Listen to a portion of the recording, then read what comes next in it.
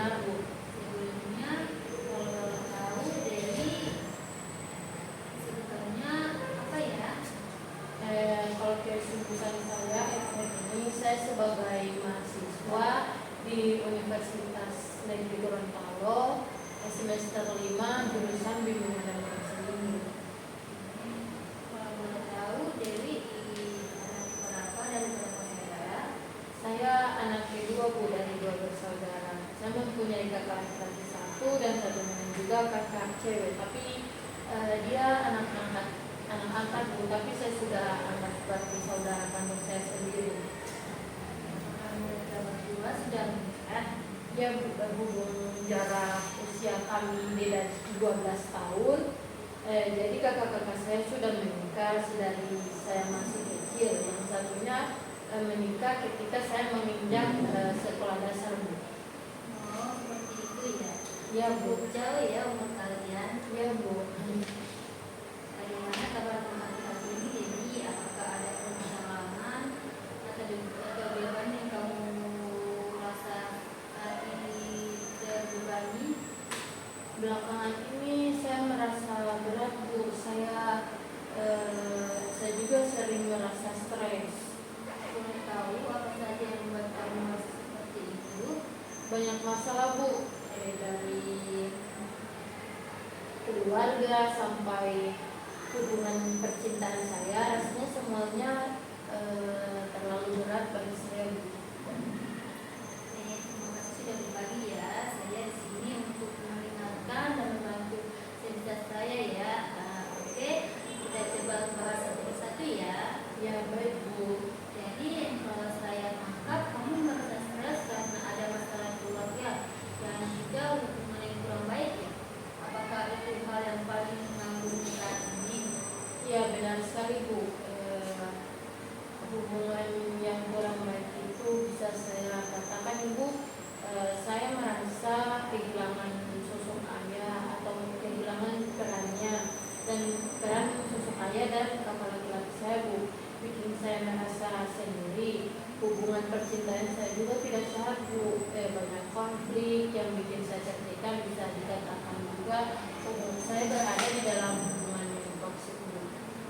Jadi dua hal ini yang membuat kamu merasa kesepian sekaligus juga tertekan secara emosional ya. Apakah ada hal lain yang memperburuk situasi kamu saat ini?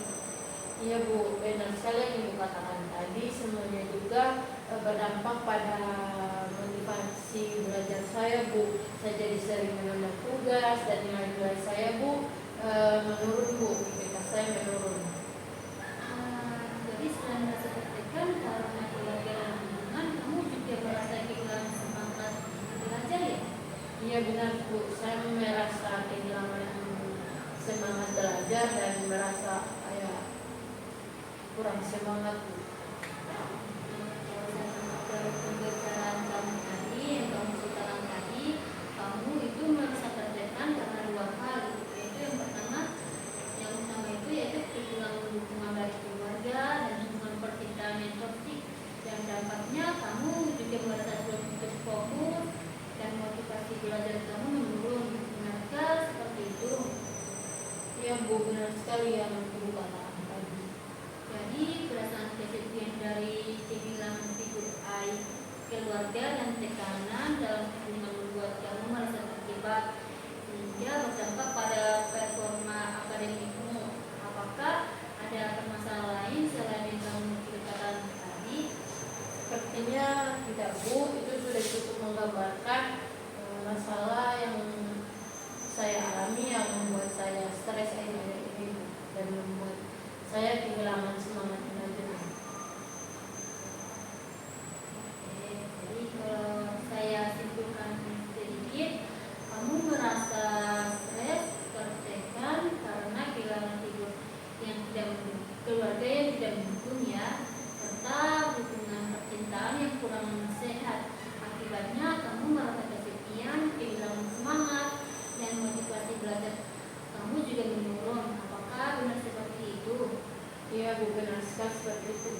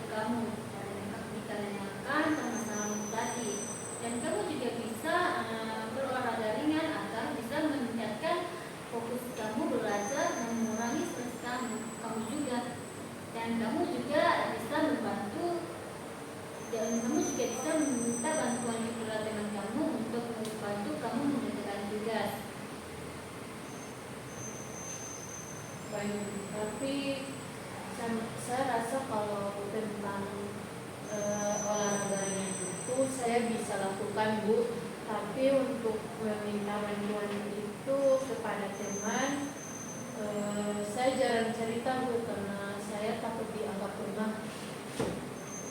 Mungkin kamu bisa mulai berbagi sedikit-sedikit, meminta bantuan, perlahan tanda kelemahan. Justru itu tanda keberanian ya.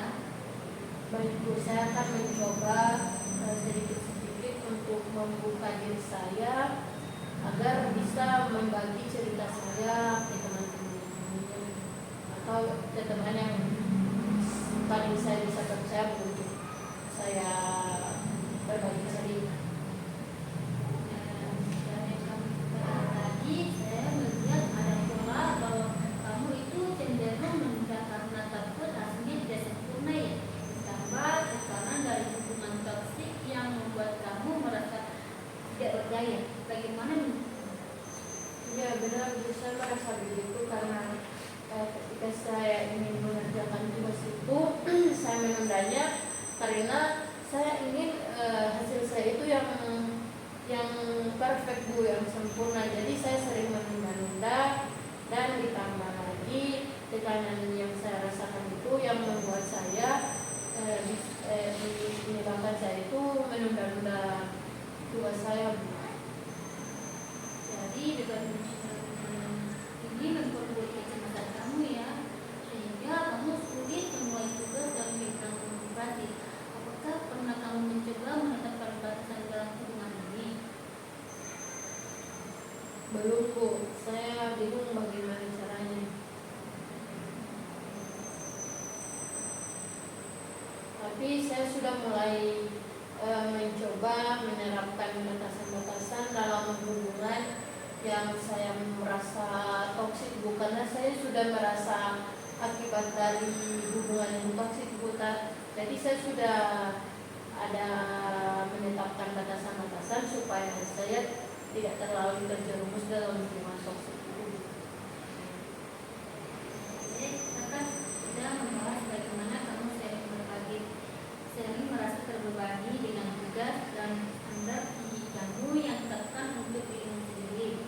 Di satu sisi kamu ingin semuanya sempurna, tapi di sisi lain kamu juga sering merasa takut untuk memulai karena khawatir hasilnya tidak sesuai. Bagaimana menurutmu? Apakah kedua hal ini sering saling bertentangan? Iya Bu, saya ingin sempurna tapi malah sering nggak mulai karena takut hasilnya nggak bagus Bu.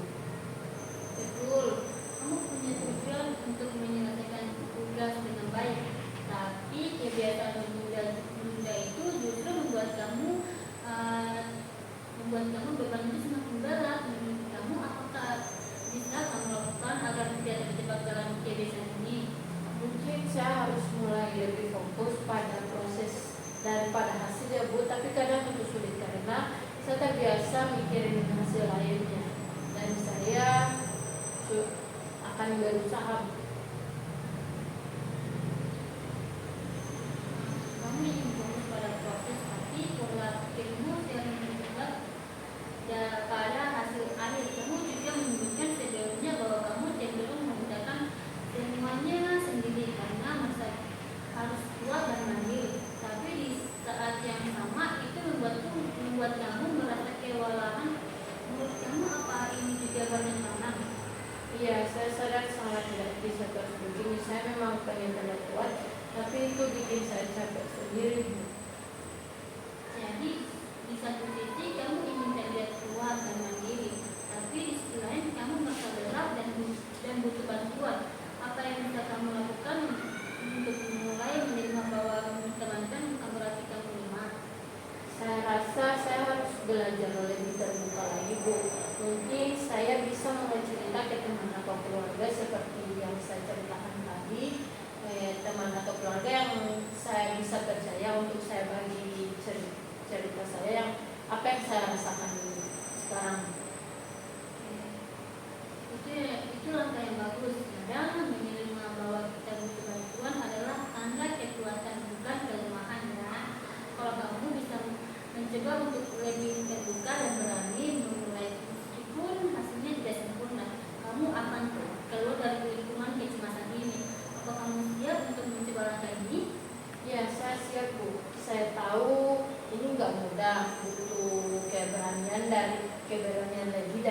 saya.